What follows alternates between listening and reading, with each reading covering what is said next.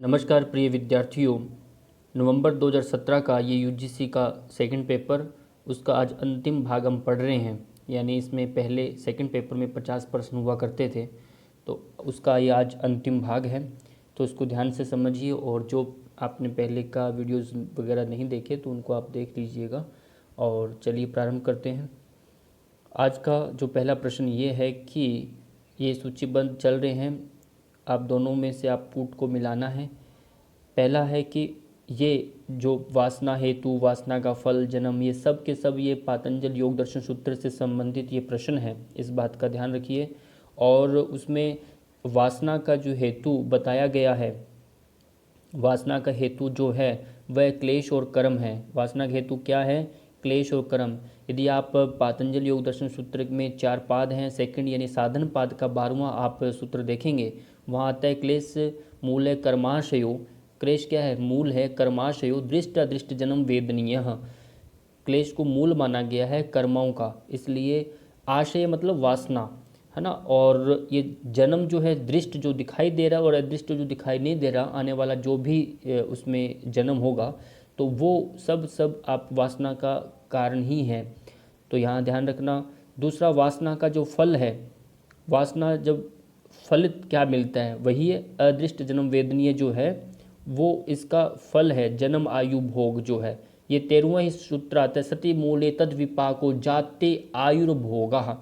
जाति आयुर्भोग जो है वो आपका इसका फल मिलता है, ये इसका भी। और वासना का जो आश्रय है, ये वासनाएं कहाँ संचित रहती है? तो वासना आपके चित्त में संचित रहती है, इसका 3 नंबर का। और वासना आलंबन किसका करती है? वो आपका विषय का, विषय के आश्रित ये चित्त हो करके एक अपना रूप बना लेता है। फिर उसकी वृत्तियां हैं, वो फिर अपने आप आगे का आगे प्रपंच उसमें डलता जाता है। तो इसलिए पूरा का पूरा ये प्रकरण आपको याद रखना है। अगला जो प्रश्न है वह ये है कि ये आपका घेरंड संहिता से संबंधित प्रश्न है।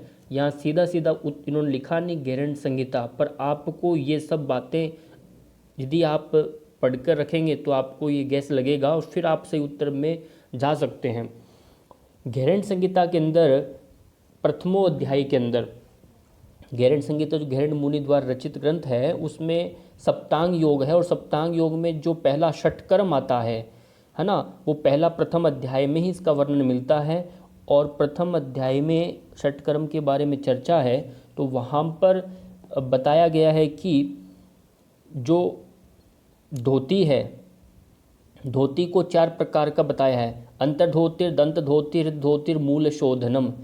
ये 4 प्रकार की धोतियां हैं। उन 4 प्रकार की धोतियों में जो अंतर्धोती है, अंतर्धोती के भी 4 भेद हैं। उसमें वारीसार, पहले वातसार, वातसार देखना है, फिर वारीसार है। यहाँ ये वारीसार जो आप समझ में आ गया होगा कि ये किससे संबंधित है? अंतर्धोती। अंतर्धोती जो है ये बताया मैंने, धोती के 4 प्रकार। 4 प्रकार में पहले अंतर्धोती, फिर दंत धोती, हृद धोती और मूल शोधन। और यहाँ पर अंतर्धोती के 4 भेद, उसमें वारीसार, वातसार, वहनीसार और बहिष्कृत।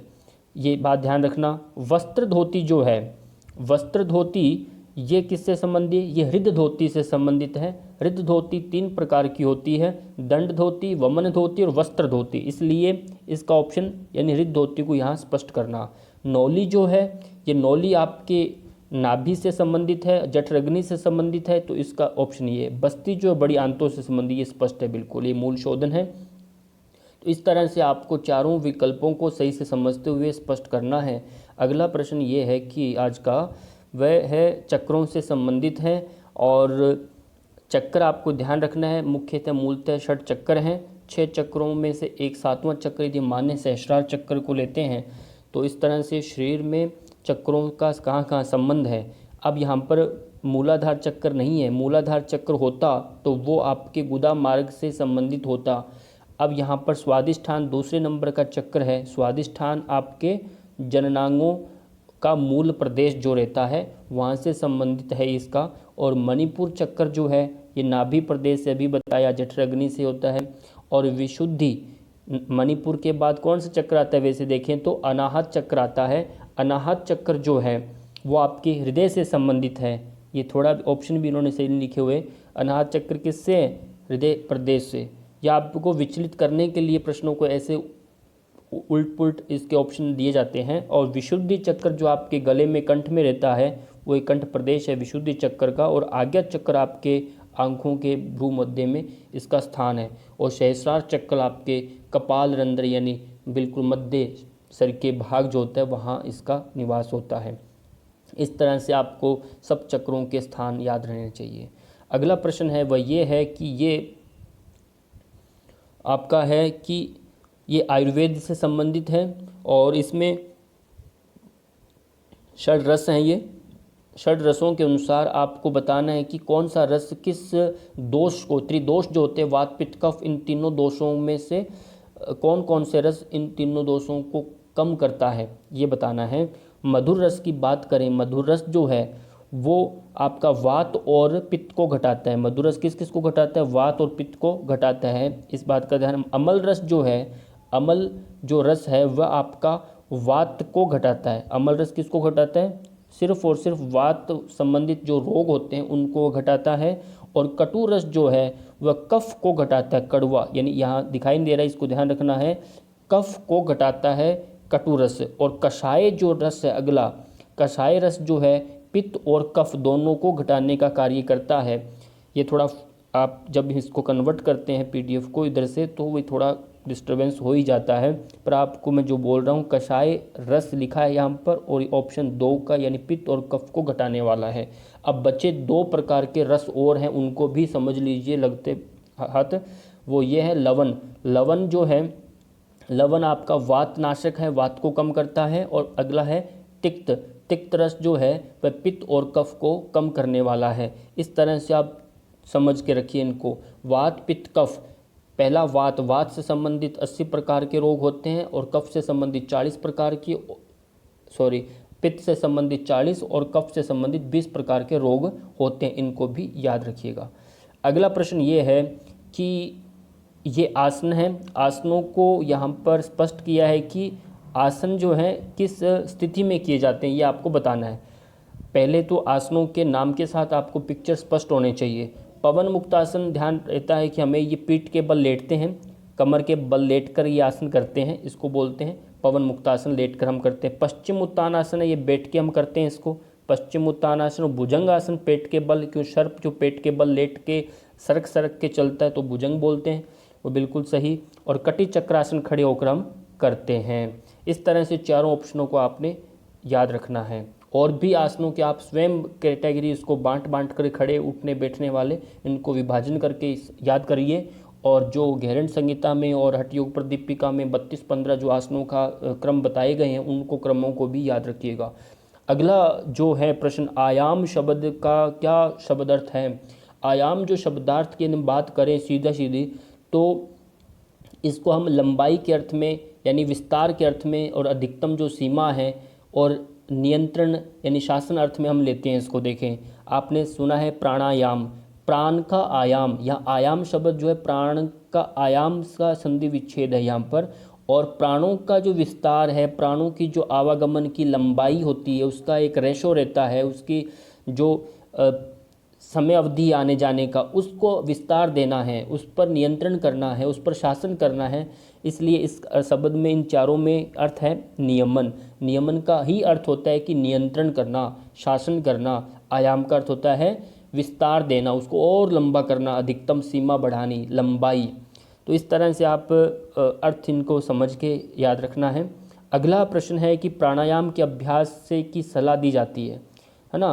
तो प्राणायाम का जो प्रैक्टिस करना है उससे पहले कौन सा अभ्यास करना अनिवार्य है वो आपके लिए बताना है। ये बहुत सरल प्रश्न है और कई बार ये सरल प्रश्न भी आपको ओवर कॉन्फिडेंस में इनको गलत कराते हैं जल्दबाजी में।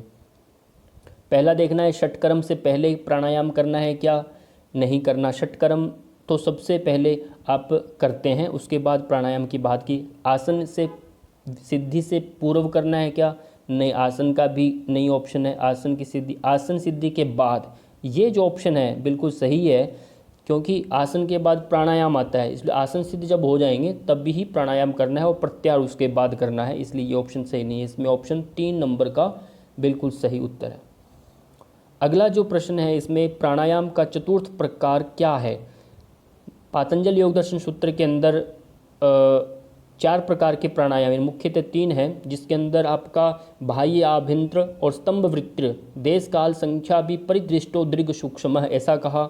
यानी 3 प्रकार यहाँ हुआ है, बाह्य आभ्यंतर और स्तंभ, बाह्य स्तंभ वृत्ति और आभ्यंतर स्तंभ वृत्ति और स्तंभ वृत्ति, इस तरह से 3 तो ये हुए। और इसका अगला जो प्राणायाम आता है वह है आपका बाह्य आभ्यंतर स्तंभ वृत्ति, बाह्य आभ्यंतर विषयाक्षेपी चतुर्थ, ऐसा वहाँ कहा है, बाह्य आभ्यंतर विषयाक्षेपी चतुर्थ। इसका मतलब ये है, ये आपका दूसरे अध्याय का यानी साधन पाद का 51 नंबर का श्लोक आप देखेंगे, वहाँ पर दूसरे अध्याय के 51 नंबर श्लोक वहाँ ये मिलता है, उसका नाम है वहाँ बाह्य आभ्यंतर विषयाक्षेपी चतुर्थ। तो ऐसा वहाँ देखने को हमें मिलता है। वह चतुर्थ प्राणायाम जो है वह ही आपका निर्बीज है। चतुर्थ प्राणायाम कौन सा है, उसको निर्बीज की संज्ञा दी गई है, क्योंकि वहाँ सबीज नहीं रहता, उसमें निर्बीज है वो प्राणायाम। जहाँ बाह्य वृत्ति है ये नहीं, आभ्यंतर वृत्ति नहीं है, सबीज नहीं है, और निर्बीज प्राणायाम कहलाएगा। उसमें श्वास प्रश्वास का कहीं कोई भी हस्तक्षेप नहीं होता, और वो केवली अवस्था प्राणायाम, उसको केवली प्राणायाम के नाम से भी उसको हम जानते हैं। अगला जो आपके लिए प्रश्न है वह ये है, प्राणायाम निम्न में से किसका प्रवेश द्वार माना गया है।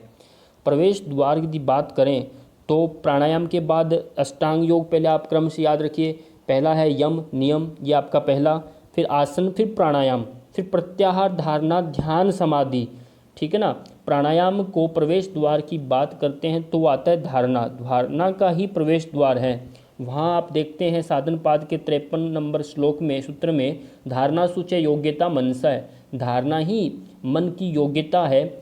और जब आप प्राणायाम के माध्यम से अपने मन पर कंट्रोल कर लेते हैं तो मन एकाग्रचित होने के लिए एक सक्षम हो जाता है। देश बंधस चित्तस्य धारणा, यानी एक देश बंद अपने किसी स्थान विशेष पर अपने आप को बांधने के लिए, वह एक चित्त को एकाग्र करने के लिए वह योग्य हो जाता है। वो किसके माध्यम से होता है, वो प्राणायाम के माध्यम से होता है, प्राणायाम के अभ्यास से। इसलिए प्राणायाम को धारणा का प्रवेश द्वार माना गया है, इसलिए सेतु के रूप में भी इसको काउंट किया गया है।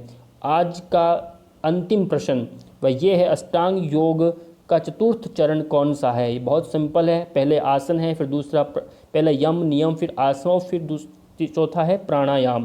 प्राणायाम हमारा अंतिम इसका चतुर्थ अंग है। और अष्टांग योग की बात करें, अष्टांग योग किस पाद में है, तो आपको याद रखना है दूसरे पाद में, यानी साधन पाद में है। और कौन सा सूत्र है, तो 29वां सूत्र है। तो उसमें लिखा है यम नियम आसन प्राणायाम प्रत्याहार धारणा ध्यान समाधि अष्टवंगाणी, ये 8 अंग हैं। इस तरह से आपका ये जो नवंबर की जो प्रश्न पत्र जो 2 था, है ना, तो उसको आज हमने पूर्ण कर लिए। इसके 50% पूरे हो गए। अगले वीडियो में हम नवंबर जो 17 के प्रश्न पत्र 3 को पढ़ेंगे। इसी के साथ सबका बहुत बहुत धन्यवाद। वीडियो को शेयर और लाइक जरूर किया करें। धन्यवाद।